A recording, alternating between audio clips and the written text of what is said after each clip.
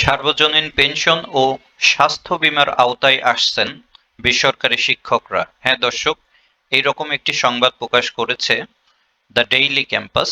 সংবাদটি প্রকাশিত হয়েছে 4 জুন 2025 তারিখে। চলুন জেনে নেই সংবাদের বিস্তারিত।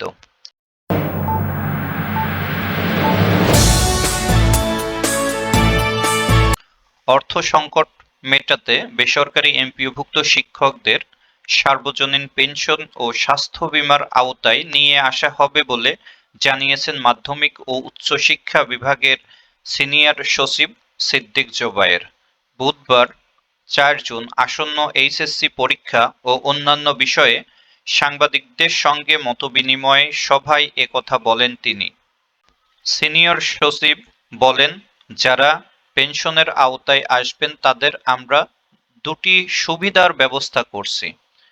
একটি হচ্ছে তিনি অবসরে যাওয়ার সঙ্গে সঙ্গে 30% নগদ পেয়ে যাবেন, কারণ অবসরের পর অনেকের অনেক কাজ থাকে, হজে যান, বাড়িঘরের কাজ করেন।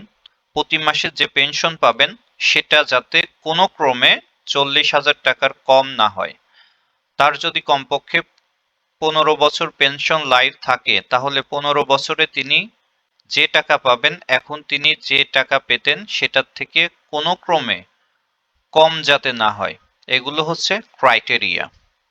এছাড়াও আমরা অতিরিক্ত হিসাবে যে জিনিসটি দিচ্ছি সেটা হলো তাদের স্বাস্থ্য বীমার আওতায় নিয়ে আসা, কারণ অবসরের পর অনেকেই বেশ অসুস্থ থাকেন, সেজন্য আমরা তাদের স্বাস্থ্য বীমার আওতায় নিয়ে আসতে চাচ্ছি, বলেন মাধ্যমিক ও উচ্চশিক্ষা বিভাগের সিনিয়র সচিব। ভিডিওটি ভালো লাগলে লাইক এবং শেয়ার করুন, সাবস্ক্রাইব করে পাশে থাকুন, কমেন্ট করে আপনার মূল্যবান মতামত জানান। দেখা হবে নতুন কোনো আলোচনায়। আল্লাহ হাফেজ।